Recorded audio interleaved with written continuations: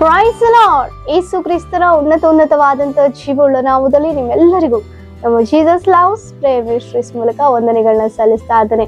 ಹೇಗಿದ್ದೀರಿ ಎಲ್ಲರೂ ಕ್ಷೇಮವಾಗಿದ್ದೀರಿ ಎಂಬುದಾಗಿ ನಂಬಿ ನನ್ನ ಕರ್ತನಲ್ಲಿ ಸಂತೋಷವುಳ್ಳಾಗಿ ದೇವರ ನಾನು ಮಹಿಮೆಯನ್ನು ಸಲ್ಲಿಸ್ತಾ ಇದ್ದೇನೆ. ಯಾಕೆ ಗೊತ್ತಾ?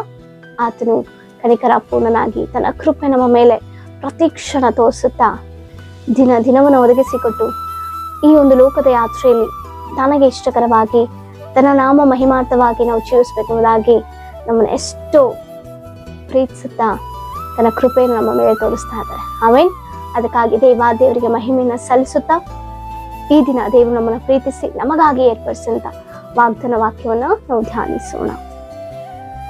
ಜ್ಞಾನೋಕ್ತಿಗಳು 3ನೇ ಅಧ್ಯಾಯ 34ನೇ ವಚನ.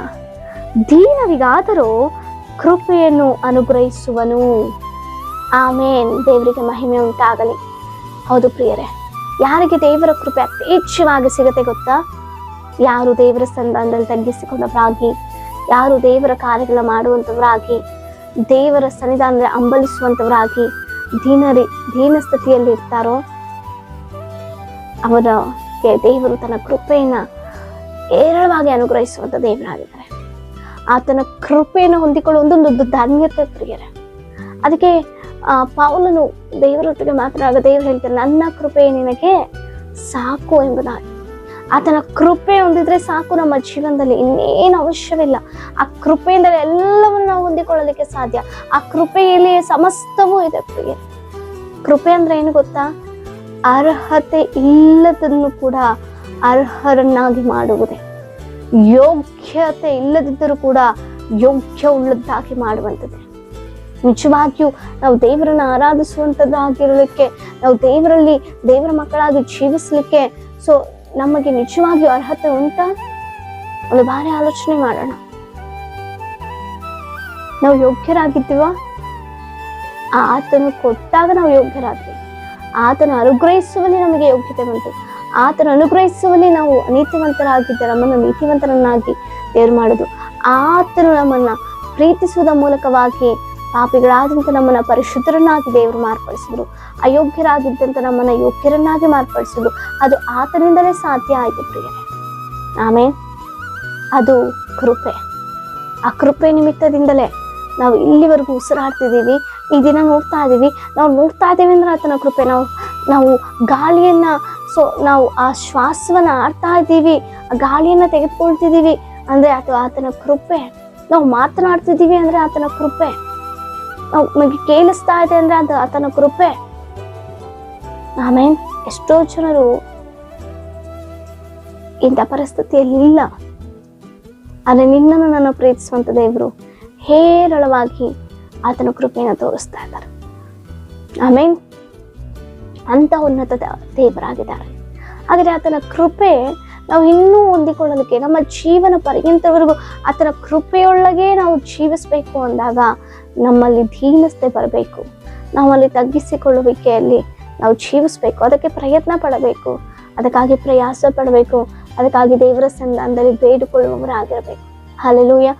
ಆಗಲೇ ಜೀವನ ಪರ್ಯಂತ ಈ ಲೋಕದಲ್ಲಿ ನಾವು ಬದುಕುವವರೆಗೂ, ನಾವು ಉಸಿರಿರೋವರೆಗೂ ಕೂಡ ಆತನ ಕೃಪೆಯಲ್ಲಿ ನಾವು ನೆಲೆಗೊಳ್ಳಲಿಕ್ಕೆ ಸಾಧ್ಯ ಆಗುತ್ತೆ ಪ್ರಿಯರೇ.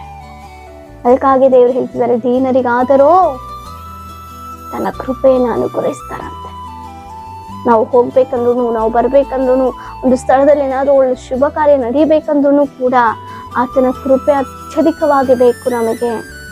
ನಾವು ನಿಂತುಕೊಳ್ಬೇಕಂದ್ರೂ, ನಾವು ಕೂತುಕೊಳ್ಬೇಕಂದ್ರೂ ಕೂಡ, ನಾವು ಕೆಲಸ ಮಾಡ್ಬೇಕಂದ್ರೂ ಕೂಡ, ನಮ್ಮ ಕೆಲಸಗಳು ನಾವು ಮಾಡಿಕೊಳ್ಬೇಕು ಎಂಬುದಾಗಿ ಎಂದು ಕೂಡ ಕುಟುಂಬ ಸಮಾಧಾನದಲ್ಲಿ ಇರಬೇಕು, ಕುಟುಂಬ ಅಭಿವೃದ್ಧಿ ಆಗ್ಬೇಕು, ಕುಟುಂಬದಲ್ಲಿ ಎಲ್ಲವೂ ಅನುಕೂಲಕರವಾಗಿರ್ಬೇಕು ಅಂದ್ರೆ ಆತನ ಕೃಪೆ ಅತ್ಯಧಿಕವಾಗಿ ನಮಗೆ ಬೇಕು. ಆತನ ಕೃಪೆ ಬೇಕು.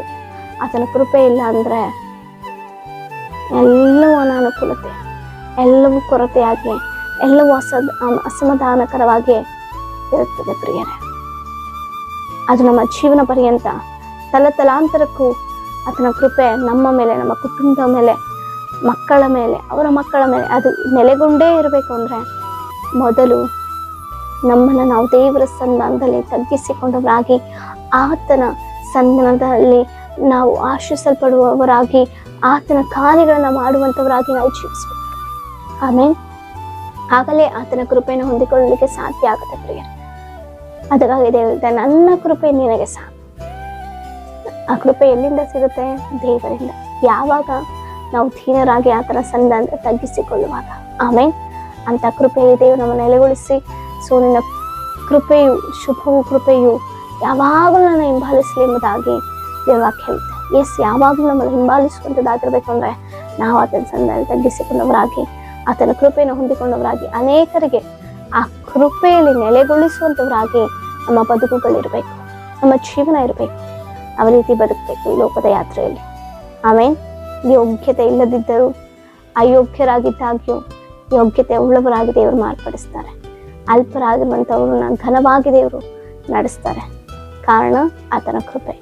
ಆ ಕೃಪೆಯಿಂದ ದೇವರು ನಮ್ಮನ್ನು ನೆಲೆಗೊಳಿಸಲಿ. ಪ್ರತಿ ಕ್ಷಣ, ಪ್ರತಿನಿತ್ಯ, ಪ್ರತಿಯೊಂದು ಸಮಯದಲ್ಲೂ ಆತನ ಕೃಪೆ ನಮ್ಮನ್ನು ಹಿಂಬಾಲಿಸಲಿ. ದೇವರು ನಿಮ್ಮನ್ನು, ಕುಟುಂಬವನ್ನು ಹೇರಳವಾಗಿ ಆಶ್ವಸಿಸಿ ಬಲಪಡಿಸಲಿ. ನಿಮ್ಮ ವಿಜ್ಞಾಪನೆಗಳಿದ್ರೂ ನಮಗೆ ಕಮೆಂಟ್ಗಳ ಮೂಲಕ ತಿಳಿಸ್ರಿ. ನಿಮಗಾಗಿ ನಾವು ಪ್ರಾರ್ಥಿಸುವರಾಗಿದ್ದೇವೆ. ಪ್ರಾರ್ಥಿಸಿಕೊಳ್ಳೋಣ. ಪರಿಶುದ್ಧರ ಅಂತ ದೇವರೇ, ಮಹೋನ್ನತ ನಿನಗೆ ಸ್ತೋತ್ರ. ಜೀವವುಳ್ಳ ದೇವರೇ ಸ್ತೋತ್ರ. ಅಪ್ಪ, ನಿನ್ನ ಕೃಪೆ ನಮಗೆ ಸಾಕು ಸ್ವಾಮಿ. ದೀನನಿಗಾದರೂ ಕೃಪೆಯನ್ನು ಒದಗಿಸಿಕೊಡುವಂಥ ದೇವರು, ಅಂತ ದೀನ ಸ್ಥಿತಿಯಲ್ಲಿ ಕರ್ತನಂತ ತಗ್ಗಿಸಿಕೊಳ್ಳುವಿಕೆಯಲ್ಲಿ ನಮ್ಮನ್ನು ನೆಲೆಗೊಳಿಸು. ವಾಗ್ದಾನಕ್ಕೆ ನಮ್ಮೆಲ್ಲರನ್ನ ಆಶ್ವಾಸ ಬಲಪಡಿಸು. ಯೇಸುವಿನ ನಾಮದಲ್ಲಿ ಬೇಡಿದೆಲ್ಲವನ್ನು ಹೊಂದಿದ್ದೇವೆ, ಜೀವವುಳ್ಳ ಪರಲೋಕದ ಪರಮ ತಂದೆಗೆ. ಆಮೆನ್. Praise the lord.